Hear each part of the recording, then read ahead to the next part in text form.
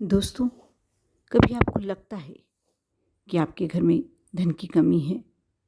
ऐसा लगता है कि पर्याप्त पैसा नहीं है, पर्याप्त धन नहीं है। तो जो मैं छोटी-छोटी सी बातें बता रही हूँ, छोटे-छोटे से उपाय बता रही हूँ, यदि आप अपने डेली रूटीन में यदि इन उपायों को कर लेते हैं, तो आपकी धन संबंधी समस्या बिल्कुल समाप्त हो जाएगी। माँ लक्ष्मी की आप पर कृपा बनेगी। और ये उपाय नहीं कह सकते हैं, इनको आप दैनिक जीवन में हर व्यक्ति को, हर गृहिणी को, हर महिला को ये कार्य करना चाहिए, क्योंकि इससे हमारे घर में सुख समृद्धि और आपके लिए पैसे की, धन की बारिश भी कहूँ तो शायद कम हो।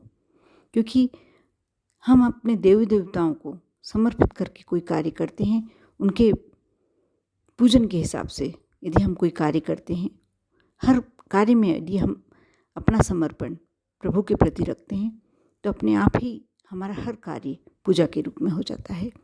और महिला का तो धर्म बनता है कि जब वह कोई भी कार्य करती है तो उसको एक भावनात्मक रूप से प्रभु से जुड़ना चाहिए, क्योंकि उसके ऊपर ही डिपेंड है। वो किचन में पूरे दिन महिला ही कार्य करती है। यदि खाना बनाना है तो महिला को बनाना है, घर में सफाई करना है तो महिला को करना है।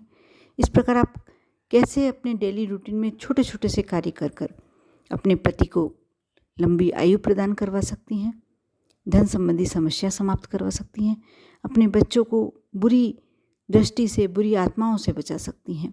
बुरी परेशानियाँ जो कभी हम हर माएँ घर में बैठी बैठी डरती रहती हैं कि यदि पति बाहर गए हैं, जब तक वह घर में ना आ जाएं, वह स्वस्थ होंगे कि नहीं, कहीं उनके साथ कोई दुर्घटना तो नहीं हो गई, कोई परेशानी में तो नहीं है। यदि बच्चे हमारे पढ़ने भी जाते हैं तो वह समय हमारे लिए बहुत ही मुश्किल होता है निकालना। हर समय एक डर सा बना रहता है, क्योंकि समय भी ऐसा चल रहा है कि अचानक से कुछ भी गलत सुनने को मिल जाता है।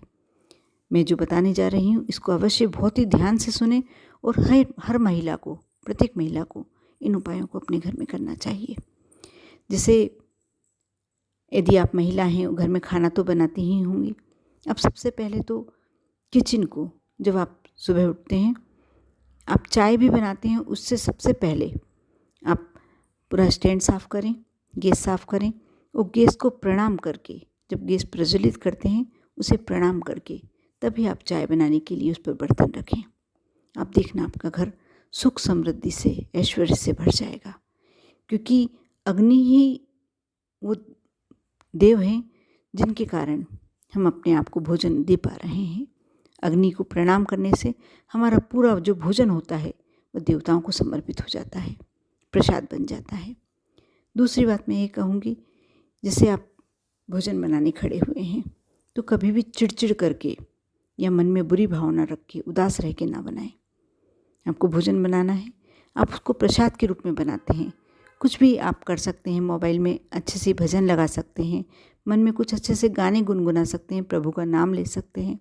आप ये सोचिए कि ये प्रभु के लिए मैं प्रसाद बना रही हूँ।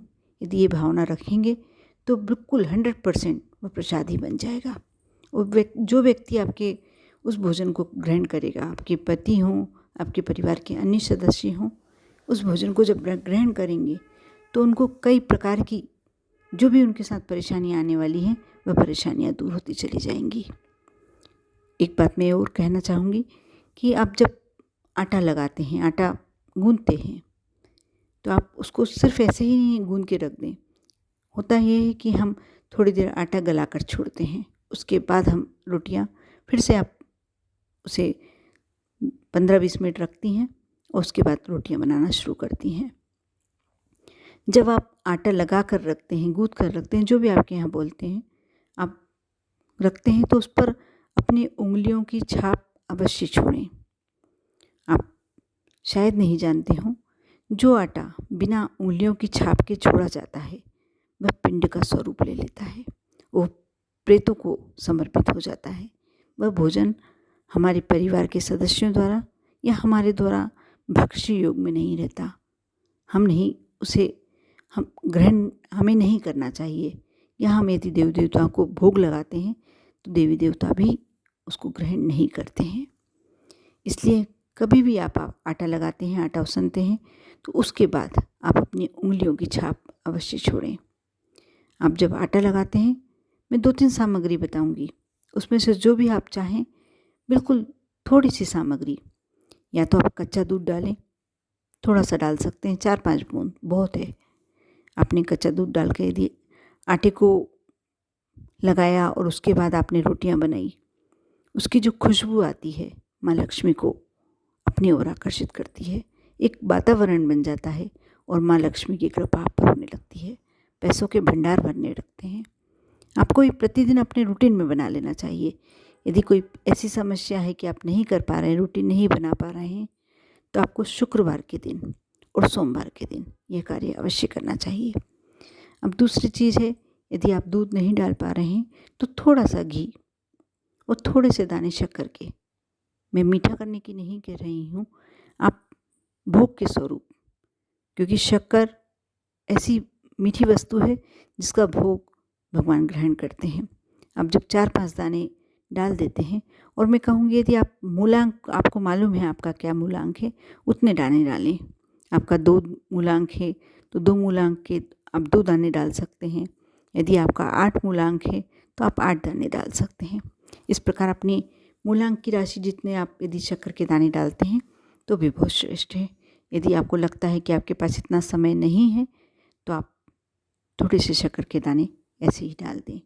और अंत में जब आप आटे को लोच लगा कर रखते हैं, गूंद कर रखते हैं, तो उसके बाद आप थोड़ा सा घी लें और उस आटे को पूरी तरीके से लपेट दें।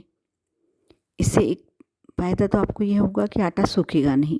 लेकिन मैंने इसलिए नहीं बताया कि आटा सूखेगा नहीं, मैंने इसलिए कहा है कि जब आप घी लगा के रखते हैं तो घी भी एक देवी देवताओं को समर्पित चीज़ होती है, और आप जब घी लगा कर रखते हैं आटे में तो भगवान को समर्पित हो जाता है, प्रसाद बन जाता है। आपने देखा ही होगा, हर जो भी भगवान होते हैं, जो भी देवी देवता होते हैं, माँ होती हैं, उन्हें आप हलवे का भोग समर्पित कर सकते हैं, क्योंकि उसमें घी होता है, शक्कर होती है। आप रोज़ तो प्रतिदिन तो घी हलवा नहीं बना सकते हैं। आप आटे में थोड़े से दाने शक्कर के और यदि थोड़ा सा घी डालकर आटा लगाते हैं तो यह आपके देवी देवताओं को समर्पित हो जाता है, प्रसाद बन जाता है। अब मैं कहूँगी कि आप जब तवा गरम करने रखें तो उस पर भी 2-3 सामग्रियाँ ऐसी हैं जिसे डालते हैं। जैसे आपके यहाँ हमेशा ऐसा रहता है कि कोई ना कोई सदस्य, कोई ना कोई मेंबर हमेशा बीमार रहता है, तो आप उस पर कच्चे दूध के छींटे दें। तवे पे जब तवा आप रखते हैं तो उस पर सबसे पहले जब वो गर्म हो जाए, अच्छी तरीके से गर्म हो जाए, तो आप ज़रा सा 2-4 बूंदे दूध की लें और छींटे दे दें। जब एकदम छनदनी आवाज़ होगी और दूध की खुशबू उड़ेगी, आपके घर में जो भी नकारात्मक ऊर्जा होगी, जो भी बीमारियां होगी, जो भी अनावश्यक चीज़ें होंगी, वह दूर हो जाएंगी। आप यदि धन संबंधी कोई समस्या से ग्रस्त हैं तो आप चुटकी भर नमक अवश्य तवे पर डालें और उसके बाद रोटी डाल सकते हैं। जब पहली रोटी गाय को देते हैं जो, आप वो रोटी उस पर सेक दें। बिल्कुल चुटकी भर नमक डालेंगे, वो रोटी में लग जाएगा और रोटी आप गैया को दे सकते हैं। हमेशा इस बात का ध्यान रखें कि पहली रोटी गाय को दें और अंतिम रोटी कुत्ते को दें। जिस घर में पहली रोटी गाय को दी जाती है, अपने आप यदि आप भोग नहीं भी लगाते हैं प्रभु को, तो 33 कोटि देवी देवताओं को स्वयं भोग लग जाता है। बहुत छोटी छोटी सी बातें हैं, लेकिन यदि आप रूटीन में कर लेते हैं तो आपके घर में धन का भंडार, खुशियों का भंडार, सुख, शांति सभी आपके घर में अपने आप चली आती हैं। उसके लिए आपको कोई विशेष प्रयास नहीं करना पड़ता।